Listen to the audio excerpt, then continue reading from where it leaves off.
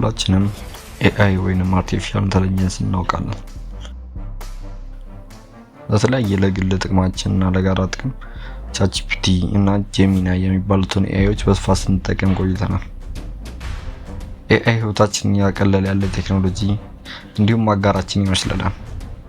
ነገር ግን ኤአይ ግጥም ከመጻፍ፣ ቪዲዮ ከመስራት እንዲሁም ስዕል ከመሳል ባሻገር መግደል ቢጀምርስ? እኛ በስልካችን ስክሪን ላይ የምናየው ኤአይ ብልህነት በጦር ሜዳ ላይ ወደ አስፈሪ ገዳይ ተቀይሯል።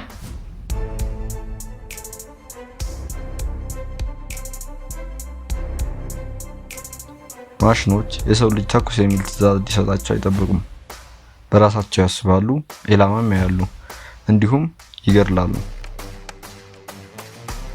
ዛሬ ዓለም በስጋት የሞሏትን 5 እጅግ አስፈሪ የኤአይ ጦር መሳሪያዎችን በዝርዝር እንመለከታለን።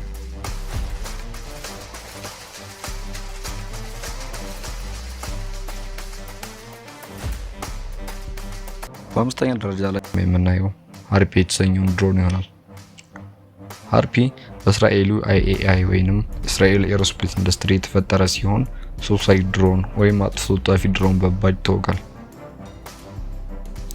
ይህ ተራ ድሮን አይደለም። ልክ እንደ ንስር አሞራ ሆኖ በአየር ላይ ለ9 ሰዓታት ያህል መቆየት ይችላል። የተፈጠረበት ዓላማም የጠላት ራዳር ሲስተምን በቀላሉ እንዲመታ ነው።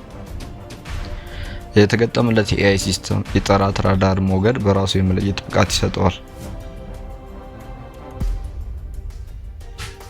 ድሮኑን በቀላሉ ያለማንም ሰው ትዕዛዝ ኢላማውን በራሱ አስተካክሎ መወሰን ይችላል። አንድ ኢላማውን ካስተካከለ ወይም ታርጌት ካደረገ ራሱን አምዘግዝጎ በማጋጨት ያጠፋዋል።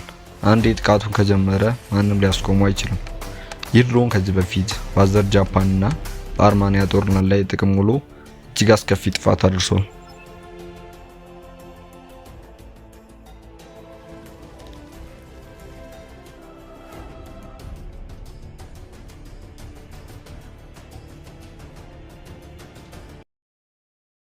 በአራተኛ ደረጃ የደቡብ ኮሪያን ድንበር ጠባቂ የሆነውን ሳምሰንግ ኩባንያ የፈጠረውን SGR AI ሮቦትስ እናገኛለን።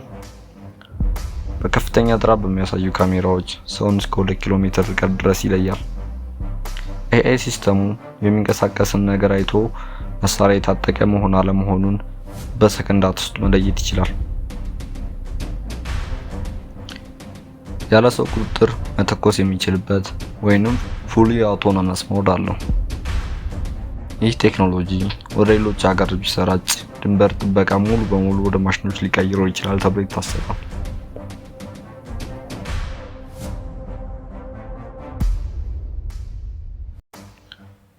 በሶስተኛ ደረጃ ወደ ውቅያኖስ ዓለም ተጉዘን ሲ ሃንተርስ የተሰኘ አደገኛ መርከብ እናገኛለን። በውቅያኖስ ላይ ለወራት የሚቆይ ነገር ግን አንድም መርከበኛ የሌለበት መርከብ አስቡ። ሲ ሃንተርስ በአሜሪካ ዳርፓ የተፈጠረ ጎስት ሺፕ ወይንም የውቅያኖስ መንፈስ ነው። መርከቡ ለ7 ቀናት ያለ ሰው እርዳታ በውቅያኖስ ላይ መቆየት ይችላል። የኤአይ ሲስተሙ ደግሞ ሌሎች መርከቦች እንዳይገጭና የዓለም አቀፍ የባህር ላይ ህጎችን በራሱ ይተገብራል። የተሰራበት ዓላማም በባህር ላይ የሚገኝ የትኛውንም የጠላት ተንቀሳቃሽ የጦር መሳሪያ ለመሰለል ነው። ይህም በባህር ላይ ሙሉ በሙሉ ራሱን የቻለ ወይንም AI ቤዝድ ጦርነት መጀመሩን ያሳያል።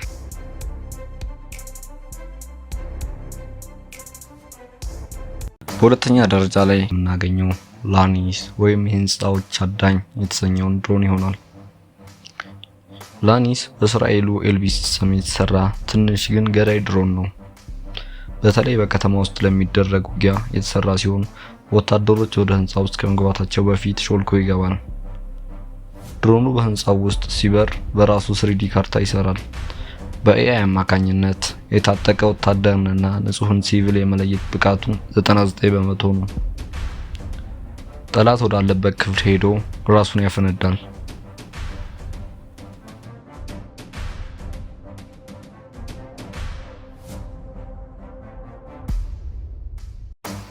በመጨረሻም በቦይንግ ኩባንያ የተፈጠረውን MQ-28 ክሩዝ ባስ እንመለከታለን። ይህ ጀት ከሰው ተዋጊ ጀቶች ጋር አብሮ መብረር ይችላል። ኤአይ ሲስተሙ ጠላትን ያጠናል። አስፈላጊ ከሆነም ዋናው ጀት ወይንም በሰው ልጅ የሚመራው ጀት እንዳይመታ ራሱ መስዋዕት ያደርጋል። የሰው ልጅ ፓይለት ሊሸከመው የማይችለው ከፍተኛ ፍጥነት በመጠቀም መዋጋት ይችላል። ይህም የማሽኖች የበላይነት በሰማይ ላይ መጀመሩን በግልጽ የሚያሳይ አዲስ ግኝት ሆኖ ተመዝግቧል።